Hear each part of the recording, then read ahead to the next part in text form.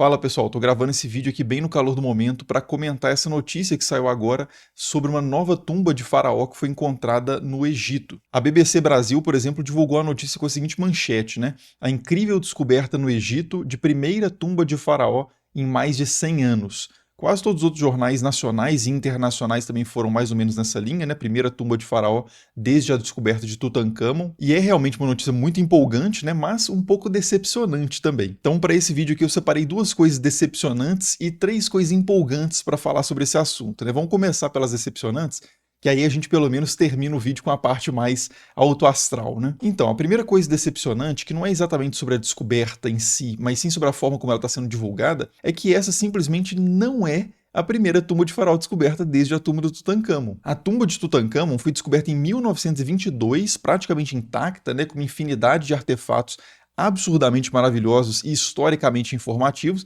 então é realmente um marco muito importante na egiptologia, mas ela não foi a única nem a última descoberta desse tipo. Em 1940, por exemplo, arqueólogos descobriram algumas tumbas na cidade de Tanis, no Baixo Egito, e entre elas foi encontrada a tumba do faraó Psusennes I, né, que é muito menos famoso do que o Tutancâmon, mas a tumba dele estava tão bem preservada, ou mais bem preservada ainda, na verdade, do que a tumba do Tutancâmon, né? Tinha até uma máscara funerária no estilo da do Rei Tut também nessa tumba.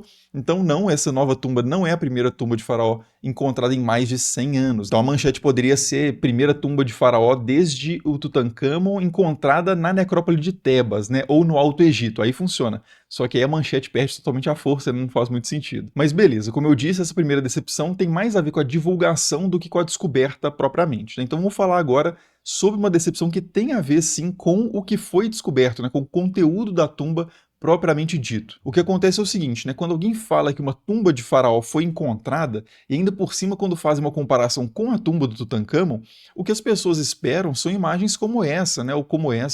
Ou essa, né? Imagens cheias de tesouros que tinham ficado escondidos por milênios, mas infelizmente esse não é o caso da tumba recém-descoberta aí. Ela está assim, na verdade, ou assim, né, praticamente vazia. Nem a múmia do faraó está lá, e isso na verdade não é tão surpreendente, né? A maior parte das tumbas egípcias que foram encontradas até hoje foram encontradas praticamente assim, esvaziadas. Muitas delas foram completamente pilhadas ao longo de milênios de história, né? Começando ainda na antiguidade egípcia mesmo. Os roubos de túmulos, né, são conhecidos aí há mais de 4.000 anos. Então os caras levavam mesmo o ouro, a prata, as pedras preciosas e até os corpos sepultados, que aliás na Idade Média chegaram a ter um valor de mercado altíssimo, diga-se de passagem, como eu já expliquei num vídeo aqui no canal. Agora, no caso da tumba que foi recém-descoberta, esse não é exatamente o caso, né? Porque, pelo que parece, o que os arqueólogos têm sugerido, é que essa tumba foi deliberadamente esvaziada por pessoas ali mesmo da corte real. É que o terreno onde ficava essa sepultura, né, que é no vales ocidentais da metrópole de Tebas, perto do Vale dos Reis, o famoso Vale dos Reis onde o Tutancâmon, por exemplo, foi encontrado, começou a alagar, né, isso no contexto do Egito Antigo mesmo,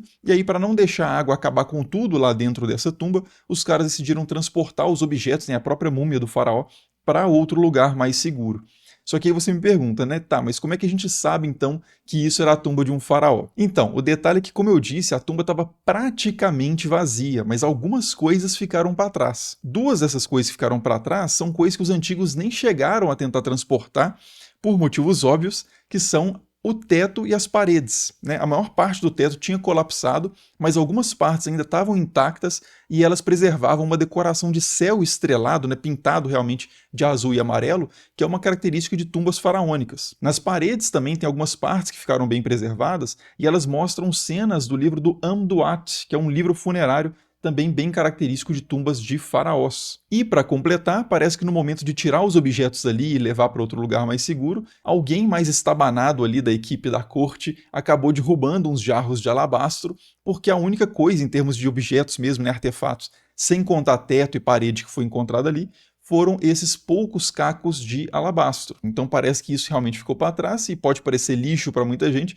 mas para os historiadores isso vale mais do que ouro, né? Principalmente por causa desses hieróglifos que registram aí um nome, né? Um nome de faraó, que provavelmente era quem tinha sido originalmente sepultado ali, que é o faraó Tutmés II. E é aqui que a gente começa a entrar na parte empolgante de fato dessa descoberta, né? Até então, praticamente todas as tumbas dos faraós da 18ª dinastia, né, já tinham sido encontradas e faltava só uma.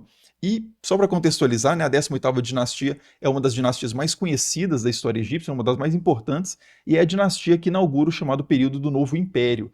O Tutankhamon é dessa dinastia, o Akhenaton, conhecido como faraó herege, é dessa dinastia, a Nefertiti, que não foi exatamente uma faraó, mas é um nome bem conhecido, também está nesse contexto, a Hatshepsut, que essa sim foi uma faraó, também é dessa dinastia, e o Tutmés III, conhecido como Napoleão egípcio, por causa da sua habilidade militar, também é da 18ª dinastia, né? E claro, o pai dele, o nosso herói aqui do vídeo, né, o Tutmés II, também está nesse bolo aí. E era exatamente a tumba dele, né, do Tutmés II, que faltava para completar o álbum de figurinha, por assim dizer, da 18ª dinastia egípcia, que agora está completo. E vale dizer que a múmia dele, do Tutmés II, a gente já tinha, né, ela tinha sido encontrada há mais de 200 anos num cachê, que é um esconderijo feito para proteger as múmias dos ladrões de sepulturas, né? Os caras faziam isso na antiguidade ainda, movendo múmias de sepulturas para esses cachês nesses esconderijos. Então a múmia dele já tinha sido encontrada, mas a tumba propriamente ainda não. Agora, tem outro detalhe bem empolgante nessa descoberta, que é que o nome do Tutmés II não foi o único encontrado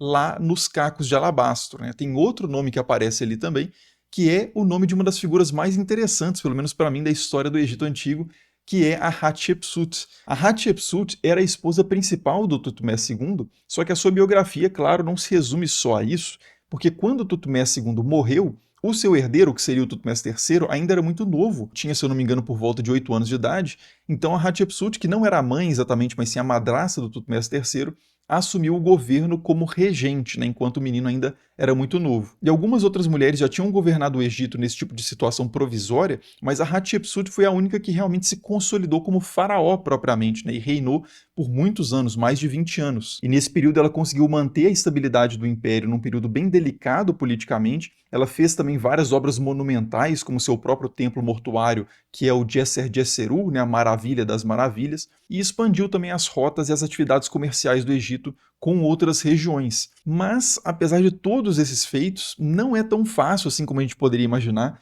encontrar o nome da Hatshepsut na história egípcia. Isso porque ela foi deliberadamente, né, sistematicamente excluída das listas de reis produzidas ainda na antiguidade, né? Além de estátuas dela terem sido destruídas também, e do seu nome ter sido literalmente riscado de paredes e de monumentos, como vocês podem ver aí nessa imagem, né? No Egito Antigo até que não era tão raro esse tipo de apagamento político, né, de condenação da memória de um faraó antigo, mas no caso da Hatshepsut isso realmente aconteceu numa proporção que quase conseguiu remover para sempre essa personagem da história, né? Quase que a gente não sabe que ela sequer existiu. E eu digo quase porque alguns vestígios sobreviveram sim, né? E agora esses cacos de alabastro que foram encontrados nessa tumba recém-escavada se somam a eles para manter viva a memória dessa figura interessantíssima, né, sobre a qual eu já fiz um vídeo aqui no canal, inclusive depois dá uma olhada aí. E finalmente, uma última coisa empolgante sobre essa descoberta da tumba do Tutmés II é que ela foi só uma de várias descobertas recentes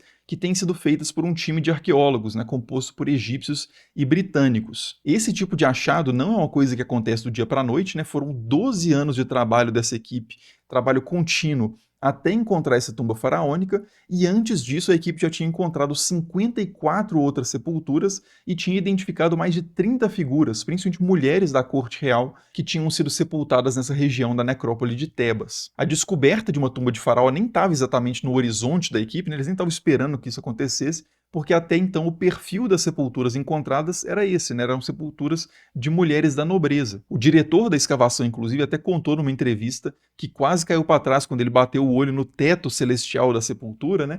E percebeu que aquela poderia ser uma tumba de faraó. E, segundo ele, nessa mesma entrevista também, ele disse que o time tem uma boa pista de onde pode estar a tumba para onde os objetos dessa primeira tumba foram movidos. Então vamos aguardar aí os próximos capítulos, né? Porque tem muita coisa mesmo ainda para descobrir ali no Egito. E enquanto isso, aproveitei para conhecer um pouco mais sobre os textos funerários egípcios, sobre a Hatshepsut, ou sobre por que carne de múmia valia tanto no mercado europeu na Idade Média. Como sempre, as referências estão aí na descrição. Muito obrigado por assistir e até o próximo vídeo. Falou!